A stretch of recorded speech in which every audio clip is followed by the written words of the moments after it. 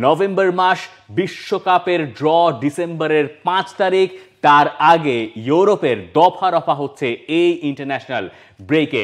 কোন দেশগুলো যাবে বিশ্বকাপে সেটা আমরা জানতে পারবো ইউরোপ থেকে। এরই মধ্যে শুধুমাত্র ইংল্যান্ড বিশ্বকাপ নিশ্চিত করেছে, তবে বিশ্বকাপ নিশ্চিত হয়নি এখনো পর্যন্ত ইতালি, জার্মানি, ফ্রান্স, স্পেন। এই দলগুলোর কিন্তু সবাই হয়তো এই উইকে বা এই রাউন্ডে বিশ্বকাপ বাছাই পর্ব নিশ্চিত করতে পারে, ইতালি বাদে। কেন সে কথা বলছি? ইতালির পরীক্ষা, মহা পরীক্ষা, গুরুত্বপূর্ণ পরীক্ষা আজ রাতেই। নরওয়ে আর এস্তোনিয়া ম্যাচ দেওয়ার কারণ হচ্ছে মলদোভা এবং ইতালি, মানে এটা হচ্ছে গ্রুপ আই এর ফিক্সচার, যে দুটো ম্যাচ রয়েছে, Norway versus Estonia, Moldova versus Italy. ইতালিকে জিততে হবে, এর বাইরে কোনো কথা নাই, এবং ইতালি জিতলেও সেটা যথেষ্ট হওয়ার কথা না। যথেষ্ট তো হবেই না, কারণ 3 পয়েন্টে এগিয়ে আছে ওদিকে নরওয়ে। পয়েন্ট আমরা দেখে নিই। টানা তৃতীয়বার অর্জন করেছে দেশের সেরা সুপার ব্র্যান্ড স্বীকৃতি বসুন্ধরা টিস্যু। নরওয়ে যেই ধরনের ফর্মে আছে, আর নরওয়ে তো আনলাইকলি এস্তোনিয়ার বিপক্ষে কোনো পয়েন্ট ড্রপ করবে, আর সেই দিকে গাত্তুসো ওদিকে নজর দিচ্ছেন না। গাত্তুসো আপাতত শুধু মলদোভা ম্যাচের উপরই ফোকাস রাখছেন। মলদোভা ম্যাচেই তার সব ফোকাস, মলদোভাকে হারানোই তার এখন মূল ফোকাস। কিন্তু ওদিকে প্রার্থনাও তার থাকবে মনের ভেতরে যেন নরওয়ে পয়েন্ট ড্রপ করে। নরওয়ের পয়েন্ট ড্রপ করার আমি কোনো কারণ দেখছি না। মানে ঘটনাটা যা দাঁড়াবে, যেদিকে ইতালি আসলে চাচ্ছে জিনিসটা নিয়ে যেতে, ইতালিকে সম্ভবত বিশ্বকাপ বাছাই পর্বের প্লে অফ খেলতে হবে। তো সেই সমীকরণ মেলাতে গেলে তাদেরকে আজকের ম্যাচে মলদোভার সঙ্গে জিততে হবে। আর নরওয়ে যদি ওপাশ দিয়ে এস্তোনিয়ার সঙ্গে জিতে যায়, যেটা ধারণা করতেই পারেন আপনি জিতে যাওয়ার কথা, এর্লিং হল্যান্ড সেখানে একটা রেকর্ড চেস করছেন, তার 12টা গোল হয়ে গেছে ওয়ার্ল্ড কাপ কোয়ালিফায়ার্সে, এবং এই মুহূর্তে তিনি ইউরোপের হাইয়েস্ট স্কোরার। রবার্ট লেভানডস্কির এক বিশ্বকাপ বাছাই পর্বের উইন্ডোতে সর্বোচ্চ 16 গোলের রেকর্ডটা তিনি তাড়া করছেন। সেই রেকর্ডটা ছাড়িয়ে যাওয়ার সুযোগ তার সামনে 2 ম্যাচে আছে, একটা ইতালির সঙ্গে, একটা হচ্ছে এই এস্তোনিয়ার সঙ্গে। এস্তোনিয়ার সঙ্গে তিনি চাইবেন আসলে একটা বড় ধরনের পারফরমেন্স দেখাতে, যেটা নরওয়ের বিশ্বকাপ নিশ্চিত করে দেবে। কিভাবে নিশ্চিত করবে? অফিসিয়ালি নিশ্চিত করে দেবে না। তারা যদি আজকের ম্যাচে জিতে যায় তাহলে তারা, আর ইতালি যদি জিতে যায় আমি ধরে নেই, তাহলে পাক্কা 3 পয়েন্টের লিডে থাকবে নরওয়ে। এবং যে গোল ব্যবধান আমরা দেখলাম যে 26 হচ্ছে, মানে নরওয়ের গোল ব্যবধান অবিশ্বাস্য, পাগলাটে। সেই গোল ব্যবধান ইতালির পক্ষে টপকে যাওয়া প্রায় অসম্ভব। যদিও গাত্তুসোর দল শেষ কটা ম্যাচে ভুরি ভুরি গোল করেছে, কিন্তু ওই নরওয়ের সঙ্গে বিশ্বকাপ বাছাই পর্বে প্রথম ম্যাচে তারা যে হারলো, যে হারের পরে স্পালেত্তিকে বরখাস্ত হতে হলো ইতালির কোচ হিসেবে, সেই জায়গাটা পরে গিয়ে গাত্তুসো নিলেন, এবং তিনি চেষ্টা করছেন দলটাকে আবারও শ্রীটা ফিরিয়ে আনতে। কিন্তু সেই শ্রী ফেরানোর সর্বোচ্চ পুরস্কার হয়ে থাকছে বিশ্বকাপের প্লে অফ। আর বিশ্বকাপের প্লে অফও যে গাত্তুসো টার্গেট করছেন তাও না। গাত্তুসো আপাতত মলদোভাকে হারানোর জন্যই টার্গেট করছেন। তিনি বলছেন যে 11-0 গোলে যেই মলদোভা হেরেছিল নরওয়ের এগেনস্টে, সেই মলদোভা এখন আর আগের মলদোভা নাই। সেই মলদোভার বিপক্ষে আমাদের লড়াইটা হবে। এটা একটা পার্কে আমরা হাঁটতে গেলাম, ঘুরতে গেলাম, ব্যাপারটা এত সহজ হবে না। আর গাত্তুসো যে প্লেয়াররা হালকা ইঞ্জুরিতে ছিলেন, যে রিকার্দো কালাফিওরি হালকা হিপ ইঞ্জুরিতে ছিলেন, তাকেও তিনি ন্যাশনাল ক্যাম্পে ডেকেছেন।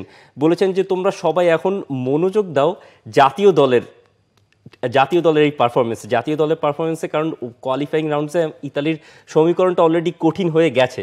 ইতালিকে কোয়ালিফাইং রাউন্ডের পরে আবার প্লে অফ খেলতে হবে। এবং ভালো বলেছেন যে ওই জিনিসগুলো, যে আমার মনে হয়েছে যে আপনি আর্সেনালের সত্তাটা আপনার একটু আঘাতপ্রাপ্ত হয়েছে কালাফিওরিকে এই পাশে নিয়ে আসার কারণে। যাই হোক, এই ম্যাচে আমরা বেশ কিছু পরিবর্তন হয়তো গাত্তুসো দলের কাছ থেকে দেখতে পাবো। গোলকিপিং পজিশনে ভিকারিও স্টার্ট করার কথা রয়েছে, জিয়ানলুইজি দোনারুমার নয়। আমরা এক্সপেক্ট করতে পারি সামনে স্কামাক্কা হয়তো স্টার্ট করবেন রাসপাদোরির সঙ্গে। ময়েজে কিন এই ম্যাচ খেলতে পারবেন না, তিনি ইনজুরিতে ছিটকে গেছেন। রাতেগির সঙ্গে আমরা ময়েজে কিনের ভালো কম্বিনেশন দেখেছি ইতালির শেষ কটা ম্যাচে, এবং যে 4-4-2 ফরমেশনটা এই মুহূর্তে ফলো করছেন গাত্তুসো 2জন স্ট্রাইকার দিয়ে, যে 2জন স্ট্রাইকারের চল ছিল গাত্তুসো যখন ফুটবল খেলতেন ইতালির হয়ে সেই আমলটায়, সেটা তিনি ফিরিয়ে এনেছেন ইতালি জাতীয় দলে। সেখানে মিডফিল্ডে খুব গুরুত্বপূর্ণ বরাবরের মতোই সান্দ্রো তোনালির জায়গাটা, সম্ভবত তার সঙ্গে আমরা ব্রায়ান ক্রিস্টিয়ান থেকে এক্সপেক্ট করতে পারি মিডফিল্ডে। বারেল্লা সম্ভব এই ম্যাচ খেলতে পারবেন না সাসপেনশনের কারণে। এই সব রিসোর্সেস তারা জমা রাখতে চাইবে নরওয়ের এগেইনস্টে। কিন্তু হ্যাভিং সেইড দ্যাট, নরওয়েকে হারালেও সেটা যথেষ্ট নাও হতে পারে, বা না হওয়ার সম্ভাবনাই বেশি। সেই জন্যই বললাম গাত্তুসোর মনে মনে আসলে একটা প্রার্থনা থাকবে যে এই ম্যাচে যদি কোনো একটা অঘটন ঘটে, একটা পয়েন্ট ড্রপ করে, ড্র করলেও তো নরওয়ে এদিকে ইতালির রাস্তাটা খুলে যায়। যেহেতু ফিরতির একটা সান সিরোতে, ঘরের মাঠে ইতালির সমর্থকরা থাকবেন, সব মিলিয়ে ইতালির যেটা বলছিলেন যে এই মিডফিল্ডার নামটা চট করে ভুলে বারেলা। বারেলা তো প্রথম ম্যাচটা খেলতে পারবেন না, পরের ম্যাচটা তো তিনি খেলতে পারবেন। তো বারেলা থাকবেন, ওই মিডফিল্ডটাও স্ট্রং থাকবে, রাতে গিয়ে হয়তো মইজেকিনও ফিরে আসবেন ইনজুরি থেকে। তো সেটাই তো চাইবেন আসলে, যদি নরওয়ে যদি পয়েন্ট ড্রপ করে তাহলে তো ইতালির রাস্তাটা খুলে যায়, কিন্তু সেটা কি হবে?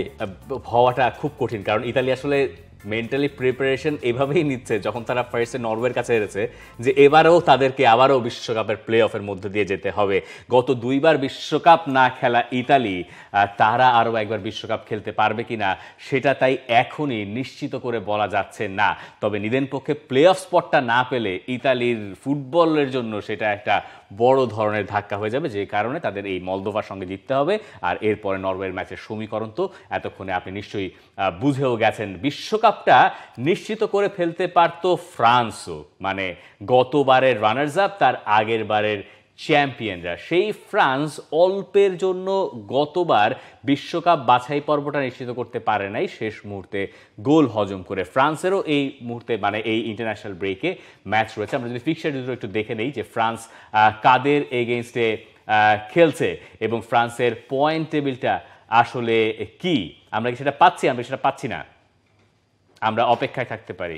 আচ্ছা ঠিক আছে, আমরা ফ্রান্সের ব্যাপারটা একপাশে সরিয়ে রাখছি। আচ্ছা, গ্রুপ এফ থেকে ঘুরে আসি, যেহেতু পর্তুগালের ম্যাচ রয়েছে আজকে রাতে, এবং পর্তুগালের ম্যাচটা গুরুত্বপূর্ণ কারণ ক্রিস্টিয়ানো রোনালদো বলছেন তিনি ভালো ছেলে হয়ে থাকবেন আজকের ম্যাচে।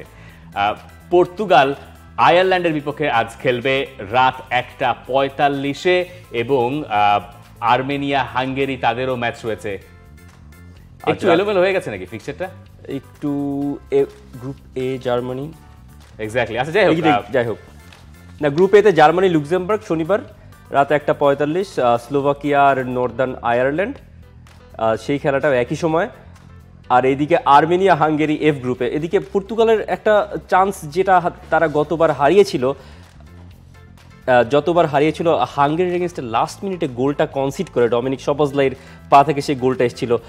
এবার হয়তো এই ম্যাচটা জিতলেই পর্তুগালের বিশ্বকাপের রাস্তাটা খুলে যাবে। পর্তুগালের এই ম্যাচটা না জেতার আসলে তেমন কোনো কারণ নাই। পর্তুগালের গ্রুপটা আমরা একটু দেখে নিই। পর্তুগাল সবার ওপরেই রয়েছে, কিন্তু গত মাসে ওই শেষ মুহূর্তের হোঁচটে তাদের আসলে একটু গড়বড় পাকিয়ে গিয়েছিল। পর্তুগালের সঙ্গে দ্বিতীয় অবস্থানে রয়েছে হাঙ্গেরি, আয়ারল্যান্ড। তাদেরকে আসলে জিততেই হবে যদি তারা কোনো রকম কোনো সমীকরণে থাকতে চায়, যেটা খুবই আনলাইকলি মনে হতে পারে। কিন্তু পর্তুগাল যখন আয়ারল্যান্ডে যাচ্ছে, বা চলে তো গেছেই, তখন আইরিশ সমর্থকেরা ক্রিস্টিয়ানো রোনালদোকে যে দুয়ো দেবেন এটা সবাই জানেন, এবং রোনালদোকেও এটা নিয়ে প্রশ্ন করা হয়েছিল ম্যাচের আগের দিন প্রেস কনফারেন্সে। তখন ক্রিস্টিয়ানো রোনালদো বলেছেন যে আমি একটা ভদ্র ছেলে হয়ে থাকবো, আমি জানি যে সমর্থকেরা আমাকে দুয়ো দেবে, কিন্তু আমার দলের জন্য যা করা প্রয়োজন আমি তো তাই করব। তিনি এরই মধ্যে 950 গোলের মাইল ফলক তো ছাড়িয়ে গেছেন। ইন্টারন্যাশনাল গোলে তার রেকর্ড একটার পর একটা হচ্ছে, আজকে আরও একটা মাইল ফলক ছুঁতে পারেন তিনি। ওয়ার্ল্ড কাপ কোয়ালিফাইং রাউন্ডসে যে কথাটা বলছিলেন, সেখানেও রোনালদো সবার উপরে গিয়ে দাঁড়াতে পারেন। আসলে রোনালদোর গোল স্কোরিং যেই প্রাওয়াসটা, যেটা তো চলছে আর চলছে, গোলের পরে গোল তিনি করছেন, আরও সুযোগ আছে। এই ম্যাচটার পরে নভেম্বর মিনিটে আরও একটা ম্যাচ খেলবে পর্তুগাল। সেই গোলের ট্যালিটা আসলে 1000-এ গিয়ে থামবে কিনা, অনেক সমর্থকেরই তো সেই প্রশ্নটা থাকে। 1000-এ থামার জন্য তো মনে হয় তিনি ফুটবলটা খেলছেন এখনো। সেটাই খেলছেন, কিন্তু পর্তুগাল আসলে যেই ধরনের ফুটবল খেলছে আর পর্তুগালের টিমে যে ধরনের শক্তি ইদানিং অ্যাড হচ্ছে, পর্তুগালকে নিয়ে ক্রিস্টিয়ানো রোনালদো কি 2026 বিশ্বকাপের একটা স্বপ্ন দেখতে পারেন? অবশ্যই দেখতে পারেন, এবং তিনি সেটা বলছেন। এই কিছুদিন আগেই তিনি বলেন, মানে মাত্র 2 দিন আগে, যে তিনি এই বিশ্বকাপটা খেলছেন। 2026 বিশ্বকাপ তার শেষ বিশ্বকাপ হতে যাচ্ছে, তখন তার বয়স 41 হয়ে যাচ্ছে, এবং তিনি বলছেন এরপরে তিনি আর জাতীয় দলে খেলবেন কিনা এটা এখনো অনিশ্চিত। তবে আমরা ধারণা করতে পারি ওই বিশ্বকাপটা তার শেষ আন্তর্জাতিক ম্যাচ হয়েও থাকতে পারে, হু নোজ। এবং এমন একটা সময় তিনি বিশ্বকাপে যাবেন, কোয়ালিফাই করে গেলে, যেটা না হওয়ার কোনো কারণ আমি দেখছি না। সেই সময়টায় পর্তুগাল দল প্রচণ্ড পরিমাণে শক্তিশালী, যে সময়টায় তিনি পুরোটা সময় জাতীয় দলে, পর্তুগাল জাতীয় দলে হয়ে খেলেছেন। এই প্রায় 20 বছরেরও বেশি সময়, 22-23 বছর তো হয়েছেই। এই সময়টার ভেতরে সবচেয়ে শক্তিশালী দল নিয়ে ক্রিস্টিয়ানো রোনালদো যাচ্ছেন বিশ্বকাপ খেলতে। এই বিশ্বকাপ জেতার সব রকম উপকরণ তাদের সামনে আছে, দেখার বিষয় যে তাদের ওই মেন্টাল জায়গাটা আছে কিনা, ওই মানসিক শক্তির জায়গাটা আছে কিনা, যেটা আসলে অনেক সময় অনেক দলের থাকে না। স্পেন যতদিন পর্যন্ত বিশ্বকাপ জেতে নাই 2010-এর আগ পর্যন্ত তাদেরকে সেটা প্রমাণ করতে হয়েছে, হেরে হেরে প্রমাণ করতে হয়েছে যে না আমরা বিশ্বকাপ জিততে পারি। পর্তুগালকে ওই রকম কিছু একটা করে দেখাতে হবে বিশ্বকাপে যখন তারা একবার যাবে। আর এই গ্রুপের অন্য দল হাঙ্গেরি, তারা সেকেন্ড স্পটটার জন্য লড়ছে। ডমিনিক সোবেসলাইয়ের যেই গেট আপে আসলে তাকে আমরা ইন্টারন্যাশনাল ব্রেকে দেখলাম হাঙ্গেরি ন্যাশনাল টিমে যোগ দিতে, সেটাই আমার সবচেয়ে বেশি নজর কেড়েছে। I love that red jacket. কিন্তু এটার একটা নেগেটিভ ইম্প্যাক্ট আছে। আছে? প্লেয়াররা যখন খুব বেশি ফ্যাশনে মনোনিবেশ করেন, খুব বেশি লুকস, এইসব ফটো সেশন আপনি দেখবেন যে ইনস্টাগ্রামে তার প্রতিদিনই কোনো না কোনো ছবি বেরোচ্ছে, তো প্রতিদিনই তিনি বা এদিক ওদিকে ফটো সেশন অনেক সময় দিচ্ছেন। সবাই তো আর এনগোলো কন্তে হবেন না, কিন্তু এমন অনেক নজির আছে যে এইসব জিনিস ফুটবলারদের যে ক্যারিয়ারের যে পোটেনশিয়ালটা সেটা থেকে কিছুটা বিপথে নিয়ে যায়। তিনি ওই দেশের সুপারস্টার, তিনি পা হড়কাবেন না, তিনি ওই হাঙ্গেরির ক্যাপ্টেনও। কিন্তু গ্রুপ এর সমীকরণটা একবার একটু মনে করিয়ে নিই। মানে জার্মানি যারা এই গেম উইকে বা এই ইন্টারন্যাশনাল ব্রেকে লুক্সেমবার্গের এগেনস্টে খেলবে, তাদের সমীকরণটা হচ্ছে এরকম যে জার্মানি যখন লুক্সেমবার্গের এগেনস্টে খেলবে তাদের ওই ম্যাচটা জেতার কথা। স্লোভাকিয়া আর নর্দার্ন আয়ারল্যান্ড তারা একে অন্যের মুখোমুখি হচ্ছে। দেখার বিষয় কে আসলে ওই জায়গায় লড়াইটা জমাতে পারে। স্লোভাকিয়া একটা ম্যাচ হেরেছে, তারা হেরেছে নর্দার্ন আয়ারল্যান্ডের কাছে। আর জার্মানি এখন পর্যন্ত একটা ম্যাচ হেরেছে, তারা আবার হেরেছে গিয়ে স্লোভাকিয়ার কাছে। এবং এই গ্রুপের শেষ ম্যাচ রেতে জার্মানি ভার্সেস স্লোভাকিয়া ম্যাচ, সেটাই আসলে ডিসাইডার। কারণ জার্মানির সামনে লুক্সেমবার্গ আসলে কোনো প্রতিপক্ষ না, লুক্সেমবার্গকে হারানোরই কথা জার্মানির। আর ওইদিকে স্লোভাকিয়াও যদি নর্দারল্যান্ডের বিপক্ষে পয়েন্ট ড্রপ না করে, তো ওই শেষ গেম উইকে গিয়েই ঠেকবে যে জার্মানি সরাসরি কোয়ালিফাই করছে কিনা।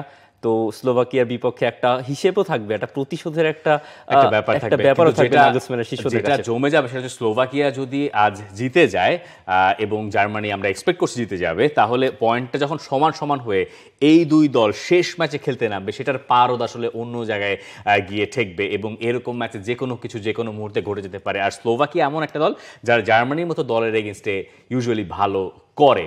গ্রুপ এর এই সমীকরণ শেষে একটু স্পেনের দিকে যাই। স্পেনেরও বিশ্বকাপ এখনো নিশ্চিত হয় নাই, যদিও তারা 29 ম্যাচ আনবিটেন। এই বিশ্বকাপ বাছাই পর্বে তারা এখনো পর্যন্ত 15 গোল করেছে, কোনো গোল হজম করে নাই। এবং সেই স্পেন এবার বিশ্বকাপ নিশ্চিত করতে পারবে যদি তারা এই ইন্টারন্যাশনাল ব্রেকে জর্জিয়াকে হারিয়ে দিতে পারে। তাদের ম্যাচ জর্জিয়ার সঙ্গে, তুরস্ক খেলবে বুলগেরিয়ার বিপক্ষে, তুরস্ক সমীকরণে আছে। এর পরের ম্যাচটা আবার স্পেনের তুরস্কের সঙ্গে ফিরতি লেগটা।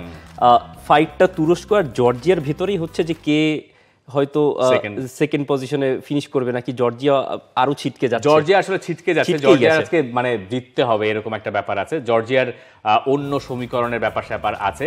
জর্জিয়া ভার্সেস স্পেনের ম্যাচটা মানে কাভারাজকেলিয়ার দেশে লামিন ইয়ামাল তো যাইতে পারেন নাই। লামিন ইয়ামালকে নিয়ে মানে স্পেনের ম্যাচের আগে ঘটনা হচ্ছে লামিন ইয়ামালের ইনজুরি নিয়ে একটা সাগা হয়ে গেছে, তাই না? ওখানে যেই সাগাটা হলো আসলে প্রথমে তো আমরা দেখলাম যে হচ্ছে লামিন ইয়ামাল বার্সার মেডিকেল টিমের সঙ্গে একটা মেডিকেল প্রসিডিয়ারের ভেতর দিয়ে গেছেন, যেটা তার সেই ইনজুরিটা সারানোর জন্যই ছিল। সেই কারণে তিনি 7 থেকে 10 দিনের জন্য তার রেস্টে থাকতে হবে। যেই ব্যাপারটা তিনি নিজেও জানতেন না, এই ধরনের মেডিকেল প্রসিডিওরের ভিতর দিয়ে গেলে আমাকে এতদিনের রেস্টে থাকতে হবে। তারপর স্পেনের ফুটবল ফেডারেশন বলল যে লামিন, তোমাকে তো এখন রেস্টে থাকতে হবে, তোমার স্বাস্থ্যের কথা চিন্তা করে, তোমার ভবিষ্যতের কথা চিন্তা করে। তো লামিনকে ক্যাম্প থেকে বের করে দেওয়া হলো। তারপরে ফুটবল ফেডারেশন স্পেন থেকে একটা একটা নোটিশ আসলো যে বার্সেলোনা তাদেরকে জানায়নি যে লামিনের এরকম একটা মেডিকেল প্রসিডিওর গেল, এবং তারা আগে থেকে স্পেনের ফুটবল ফেডারেশনকে বিষয়টা জানানো উচিত ছিল।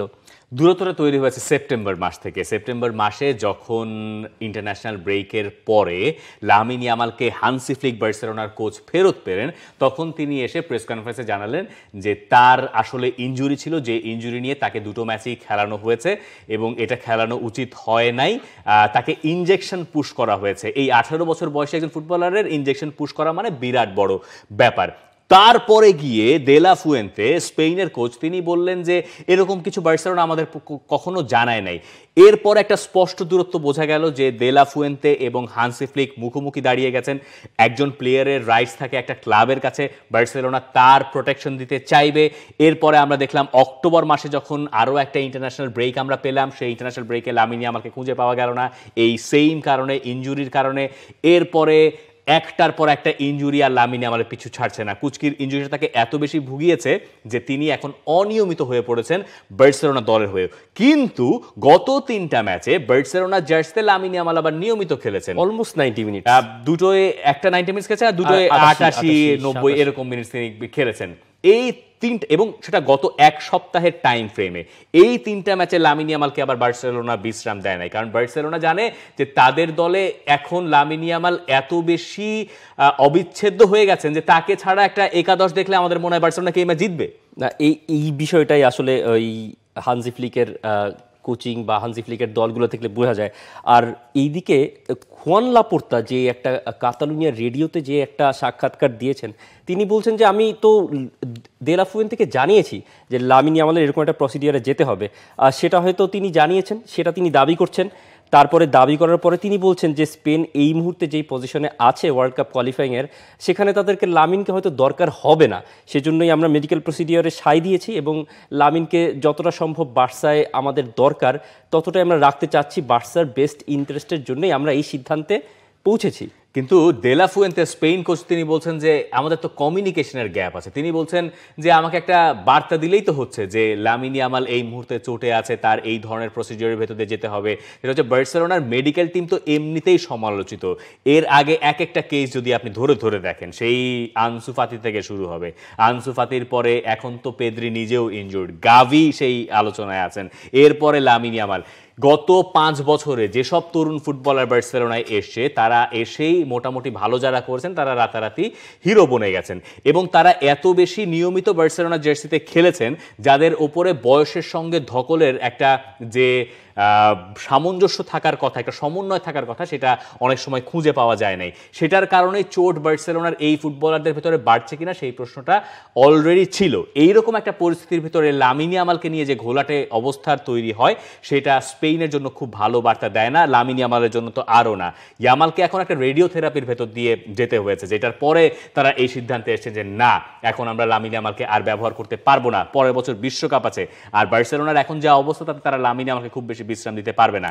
অথচ বছর কয়েক আগেও 17-18 বছর বয়সী ফুটবলারদের খেলানোর নিয়ম ছিল 1 ম্যাচ খেলবে, 1 ম্যাচ বসবে, কোনো একদিন 15 মিনিটস খেলবে, কোনো একদিন 13 মিনিটস খেলবে। এই ইনজুরিগুলো ছোট বয়সে যত বেশি থাকে তত বেশি তাকে বিশ্রাম দিতে হয়। এরপরে একটা সার্টেন এইজের পরে যখন প্লেয়াররা ওই ডিউরেবিলিটি অর্জন করেন, তারপরে তাদেরকে নিয়মিত খেলানোর দিকে যায়। কিন্তু বার্সেলোনার সেই দশা নাই আর পরিস্থিতি নাই। আর অন্যদিকে স্পেনও লামিন ইয়ামাল, যিনি এরই মধ্যে তাদেরকে ইউরো জিতিয়েছেন, তারা আসলে তাকে ছাড়া ভাবতে পারে না। এই নিয়ে আসলে দ্বন্দ্বটা শুরু হয়েছে, যেটা এখন স্পেনের বিশ্বকাপ বাছাই পর্বের উপরেও কোথাও কোথাও গিয়ে হয়তো প্রভাব ফেলে থাকতে পারে। For more updates, subscribe to our YouTube channel and click on the bell icon. Follow us on Facebook and Instagram. Download T-Sports app to enjoy exciting games and highlights. Visit tsports.com.